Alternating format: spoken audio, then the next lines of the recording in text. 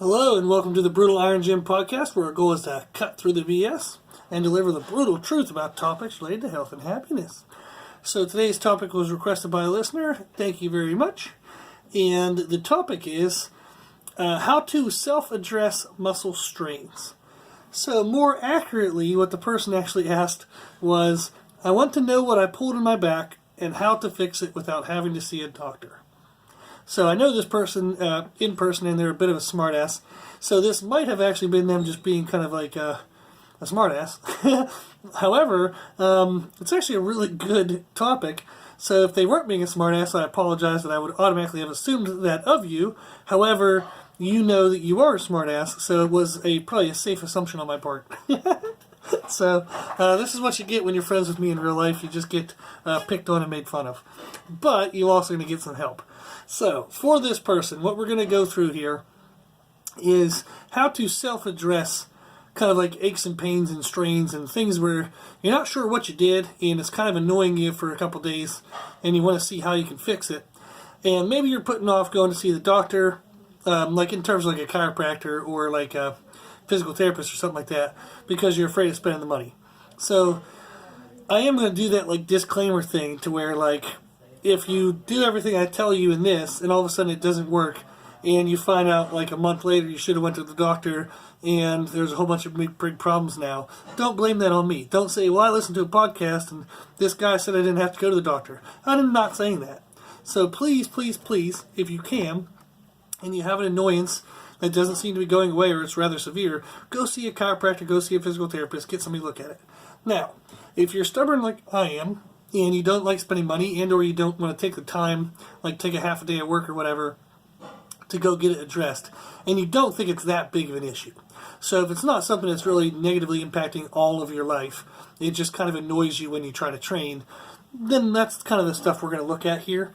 So in general, there's kind of different types of pains we can have in relation to like muscle pains or maybe a bone being out of place, or how severe something might be compared to like what's a big injury versus a small injury. So some of the things I'll talk about with clients is they'll talk about, or like somebody like connects with me at the gym or online, something like that, where somebody just says, I'm having this pain when I do such and such. And I usually ask, well, is it a stabbing pain or is it like just an annoyance, kind of like the muscle feels strained or pulled or it doesn't feel very strong, or do you actually literally feel like electric shock or stabbing whenever you try to do it? And if it's a stabbing pain, that's usually an indication, definitely electric shock pain, that it's an indication that it's more serious. So I have partially torn a couple of tendons, and they'll be very annoying and get like a stabbing type pain. And that's something that if you continue to push through, you might only have a partial tear now, but you will also like fully rupture it if you continue to push too hard. So what we want to talk about today is if you feel like it's something that might be serious, then spend the money, spend the time, and go get it looked at. If you want to try to self-address it, we're going to talk through that now. And that's where, like, I have a partial tear in my bicep tendon, and I remember when that happened, I didn't really notice it the day it happened. It was just kind of like a workout or two later, I went to go do some bicep curls. I was like, damn, what the hell is that? Like, it was like a stabbing kind of pain. And then I remember I rubbed like icy hot on it because I thought that would help. And that was a horrible idea because it got like enormously inflamed. And I actually threw up because of how bad it hurt. And then I started icing it and found that I had to be careful during certain back movements in certain positions where my biceps were involved. Couldn't really do any direct biceps for a while. And this was, I think, like 7, 8, 9, 10 years ago or something like that. And even to this day, I still have to be a little careful on how heavy I go on certain movements, because if my biceps start like fully 100% getting engaged, there is a likelihood I could tear that thing. So completely off. So it's something I've kind of worked around and lived with, and I mean, I'm fine. Like my arms are, like when they're all pumped up and I'm feeling good, they're about 19 and a half inches, somewhere in there. So they're not tiny. So it's been something I've been able to work with and live with, and what we'll go through today are the steps that I've been able to do to kind of monitor that and keep that in check. I also have a slip disc in my back that I never went and got really fixed or addressed because I don't even know what they could really do. At the time, I was very annoyed that they couldn't just cut a hole in my back have a doctor stick his finger in and just push the disc back in place. I still don't understand why they can't just do that.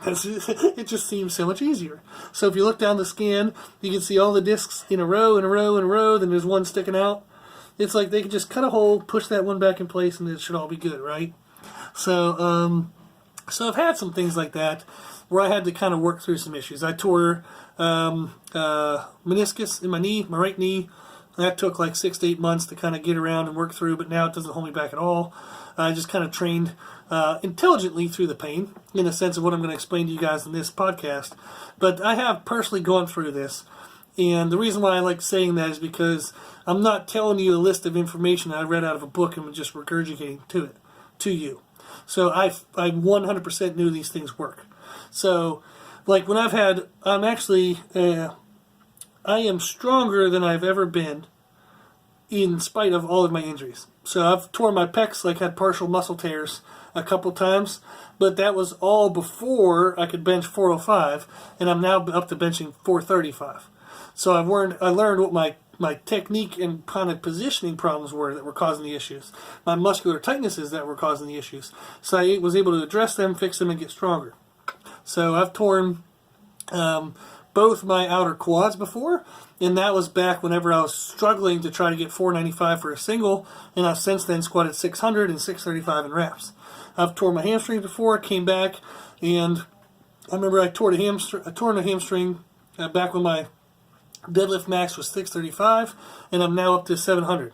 So I have gotten back from these injuries and actually gotten stronger. So not only did I recover back to where I was before the injury, I actually went past, and significantly past, those injuries. So that's what I want to talk about is in this podcast is generally the approach that I take whenever I've had an issue like that and or an issue with a client.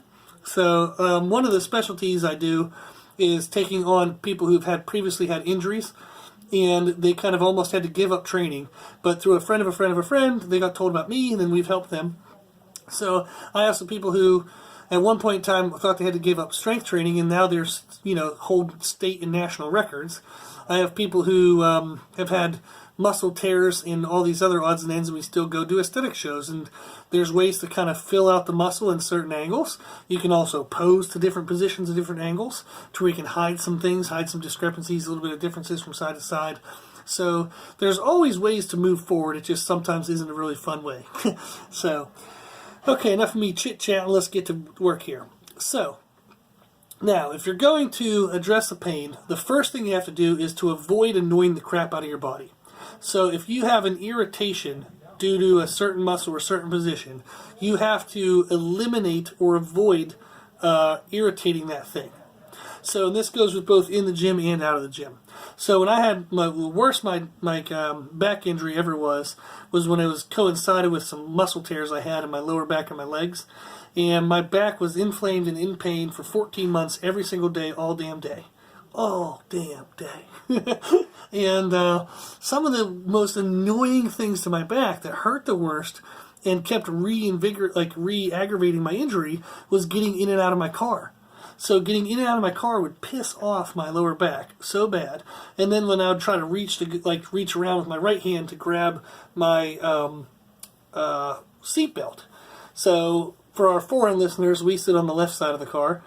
So we would be grabbing with our right hand across our body to try to grab our seatbelt. And that twisting would further aggravate it. So I found out that I had to jimmy rig a weird way, and I'll just save you all the details, but I had to get a weird way of getting the seatbelt attached where I didn't have to twist at all. And then I learned that if I got in with my left leg straight, not bent, that I would avoid some of the lower back pain. So that's the biggest thing you got to do, is stop irritating the spot. So whenever I had my bicep strain, so I knew, okay, I can't really do heavy back, and I can't do biceps. But there were ways to train my back that didn't involve my bicep contracting. I found out I could hold an isometric contraction and avoid some pain, so I would do a lot of straight arm pull downs and dumbbell pullovers. And that was a great way to train my lats without having to worry about my biceps. And I could still do deadlifts, so I did a crap ton of deadlifts and shrugs and whatnot. But there were still a ton of ways for me to train my back. I'd also use a chest supported row and do like horizontal shrugs rather than vertical shrugs. That was a good way to hit the mid back. So I would just find any position I could or anything I could do to not involve that bicep. And that way I wouldn't cause inflammation to it. So the first thing you have to do is stop annoying it. Now, this took me a long time to learn when I was younger, because I thought, if I avoid it, I'm just going to be a weak little baby. So screw my body. If this thing hurts, I'm just going to train it every damn day and make that thing, I'm going to make it get strong. Well, I was a moron, and that doesn't work. So you had to first get nice to your body, give your body a chance to kind of address that issue, and let it start healing the process. If you annoy it every single day, it's never going to get better, okay? So it's like if you cut your arm and every day you kept cutting it back open and not letting it scab over and heal itself, well then that's not going to work. You can't keep cutting your arm back open every day and then wondering why it's not healing. So the same thing goes true with like small injuries like this inside the body. You can't just keep aggravating them, okay? So you got to give them some time, and it doesn't mean you have to give up training. Like I said, I didn't skip any back days. I never missed a single workout when I had my bicep pain. Never missed a single workout when I had my back pain because I just found other ways to train. So, now, when things are inflamed, you can use ice. Ice is a great way to kind of like calm a muscle down or a small connective tissue issue. So you can do ice, like bags of ice on it, or ice baths.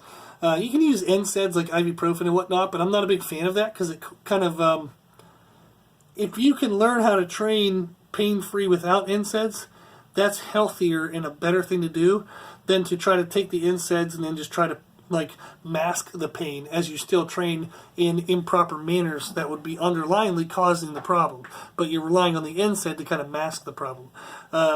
So that's what you want to do, is you want to do more so ice, you do stretching, compression therapy, like we have compression rollers that we would roll out our muscles with, and that helps flush them and keep them loose so that way they don't get pulling on the connective tissue.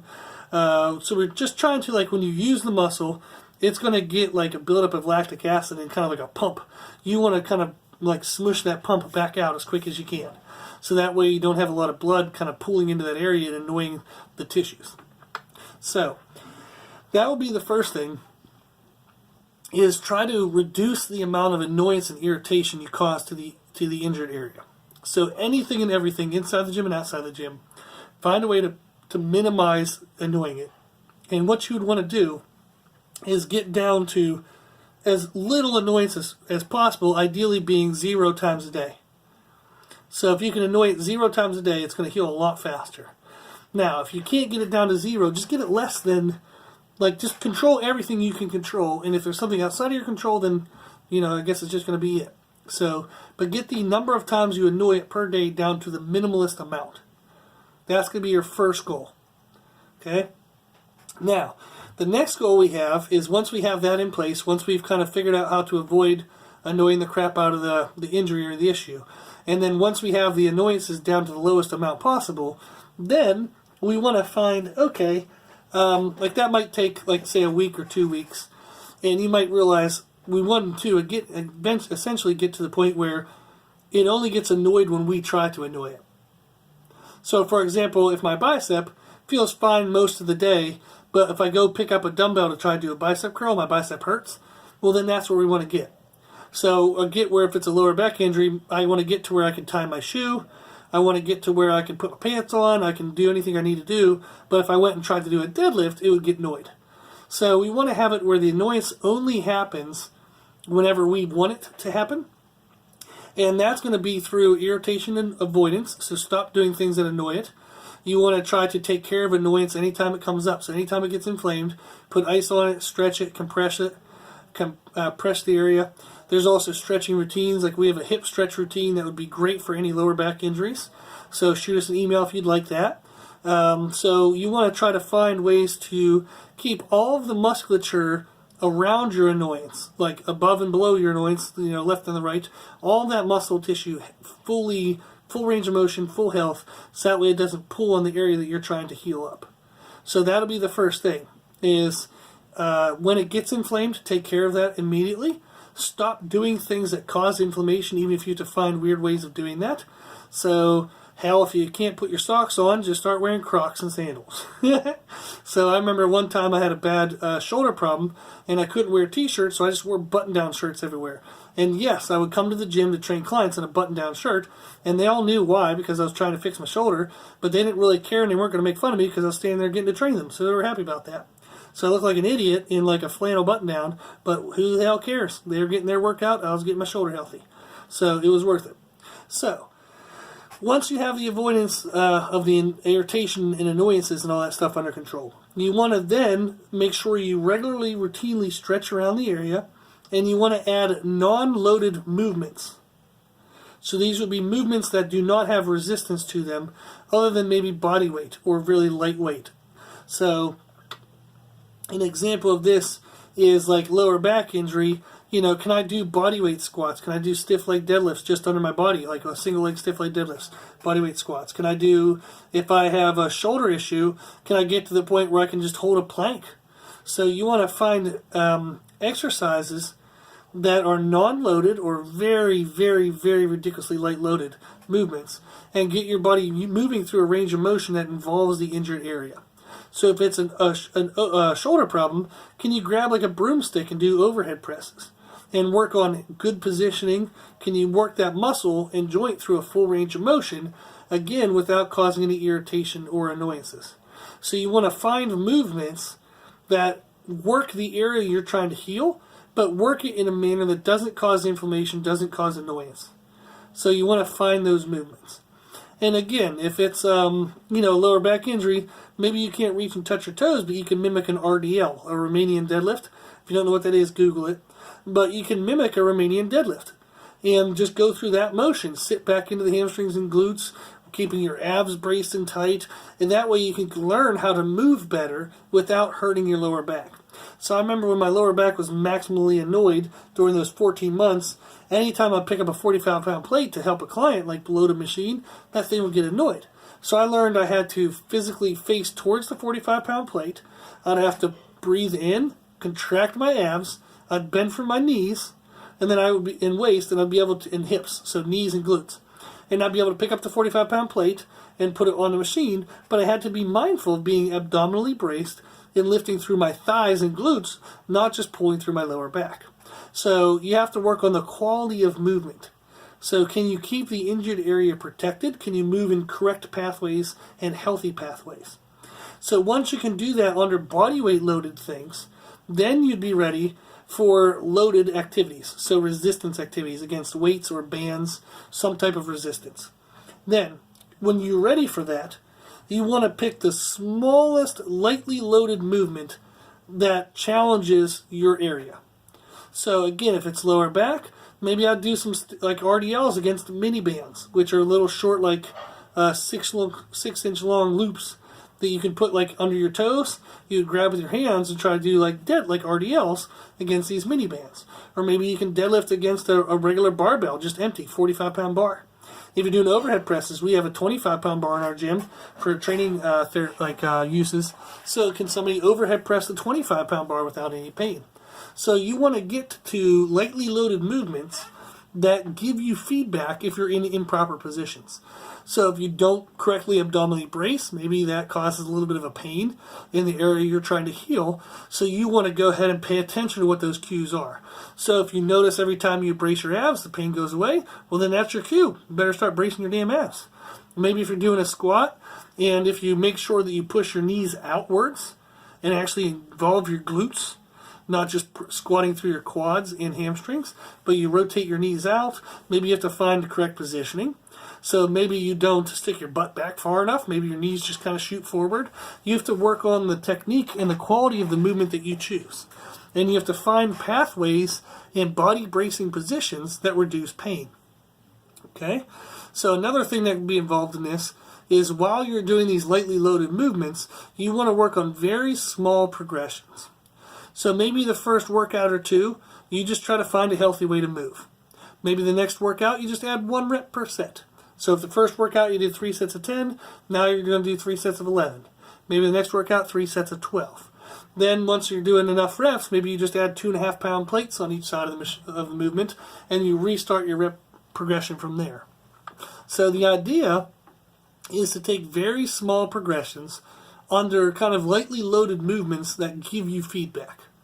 So if you're doing something and you can't feel whether you're doing it right or wrong, you got to add a little more weight or you have to pick a more challenging exercise. You want to find the lightest loaded movement and the least dangerous movement that gives you a little bit of feedback into that injured area, and you can tell, ooh, it's definitely working it. It doesn't hurt, but it's working it.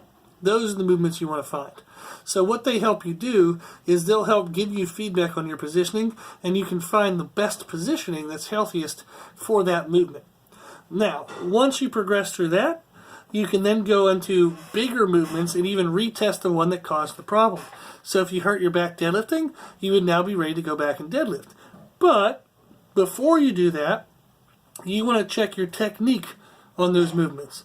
And even get with a trainer. Make sure you take this seriously and really get with a gym buddy or a friend, somebody who really is familiar with that movement. You can get with a trainer. You can try to do it self online, like watch some videos and pay attention, but it really does help to get somebody else's feedback. So because you would have probably thought you were doing it right before you got injured. So get somebody else's to look at you and make sure that they think you're doing it right as well. So that's going to help a ton. Is if you can lift and do that movement with correct form, you're really going to avoid injury. But if you're going to go back to that movement and just repeat the same form that caused a problem, then you're going to get that problem again. Then you also have to check your loading frequency and volume. So I've known some people before that had hip pain, and you ask them, well, what's your training like? And they're like, well, I squat really heavy two times a week. Well, that's probably not a good idea. If your hips are hurting, you squat really heavy 2 times a week and you sumo deadlift, once or twice heavy a week, you're probably just beating the shit out of your hips. So you have to pay attention to your loading frequency and volume. If there was a loading frequency and volume that you were doing when you got hurt, start at something less than that when you're coming back to it and work your way back up. Don't start where you got hurt. You're not the same person there. You are weaker now and you need to rebuild yourself back up to that. So start at a lower frequency and a lower volume and work back up. Okay? Then you also want to train your supporting muscles. So if it's a lower back injury, you got to train your glutes, got to train your abs, got to train everything that's all around your lower back. If it's a shoulder injury, train every single thing that attaches to your shoulder. That'd be, your chest, pec major, pec minor, your lats, your rhomboids, rotator cuff muscles, you can check those. Even make sure your bicep is strong. Sometimes people run into shoulder problems because their biceps are underdeveloped. So you want to train everything that attaches to that area. So everything that supports that area. So those are generally the stages you would go through. So what I just named there are kind of like 4 stages. Would be the irritation avoidance and taking care of any irritation. And that might take anywhere from a week to a month. Then you have kind of like non-loaded movements and just learning how to move correctly and not irritate that joint or the injury, the muscle injury, while you're doing that. So again, that might just be bodyweight squats, that might be, single leg, stiff leg deadlifts, that might just be overhead pressing, a broomstick, but really small non-loaded movements, non-heavy loaded movements, and work on bracing and positioning. That can take, a week, 2 weeks, maybe even a month. Then you have loaded movements with small incremental progressions. So these are resistance movements. They're not the big one. So if you got hurt doing a squat, this isn't squats yet. It might just be like, bodyweight squat, maybe a machine-based squat, leg press. It could be like slide board squats. It could be walking lunges. Things that challenge the joint or the muscle that you annoyed, but do it, challenging it in the lightest way possible.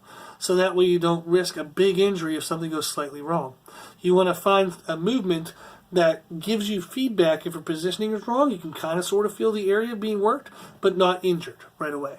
And again, that might be another month. And then you can retest the movement that caused the issue. But before you retest that movement, check your form and check your loading volume and frequency. And again, that might take a month or so. So sometimes this could be all kind of done in 2 months. Sometimes this can take 6 months. So it kind of depends on the severity of the injury and the type of the injury, whether it's connective tissue or muscle. Muscle tends to heal faster, connective tissue is slower and more annoying. Okay? So the other component is to train all your supporting muscles around it. So if it's any injury to any near joint, just train everything else around the joint so that way it's strong enough to protect what you just annoyed and injured. So this was general in the concept of trying to give you steps to address any type of pain or any type of injury. So if it was too general that you're kind of not sure how to apply it to your specific problem, shoot us an email at brutalironjim@gmail.com. Tell us what happened, and we'll try to give you more specific ideas, okay? So, but hopefully this gave you an idea of what kind of steps to take. You don't get to just take a week off and go back to doing the stupid crap that you hurt yourself with. Okay, so you have to think of this as a process of rebuilding a new you. Okay? It's not just a quick fix and then back to the same stupid stuff you were doing before. This is an opportunity to learn and to grow and become out of this a better experience, better knowledge, better training quality, better everything, a new improved you. That way you can get back to not only being as strong as you were, but being stronger than what you were. So every time I've got an injury, I've come back smarter and more intelligent on how to prevent that injury. So I've had like 16 muscle tears, 7 ligament tears, but almost none of them have been repetitive because I've learned how to fix it and address it. So I tore my, like I said, my right knee. I tore the meniscus in my right knee. I've never torn it again, never tore the left one. So I messed up my right bicep. I haven't messed up anything else on my biceps, the left side or the right side. That's healed and gotten stronger. So I had that back injury, and it's stayed at just that one injury. I learned how to kind of protect my core. I learned how to train. I learned how to take care of myself, how frequently I should deadlift versus squat, and how much load each one can take. So I've learned along the way on how to improve these things, and that's what I want you guys to do as well. So take this as an opportunity, not to just a quick fix and hopefully you can forget about it. Take this as an opportunity to become better. Okay? There was something that happened that caused that injury. Learn what that was so you can fix it and address it and never get the injury again. Okay? So hopefully this helped. Like I said, if you want any more specific information, just shoot us an email, brutalironjim@gmail.com, and we'll help you out. Okay? So if you like this information, you can find more from us on Instagram, Facebook, and Twitter at Brutal Iron Gym. Also, if you like the podcast, please share it with family and friends. So the more people we help, the happier the world will be. And if you have any questions, feedback, or suggestions like this person did, please let us know. Okay? We want to make sure this podcast is what you want to learn about. So let us know what you want to learn about at brutalironjim@gmail.com. As always, I hope this was helpful, and thank you for listening.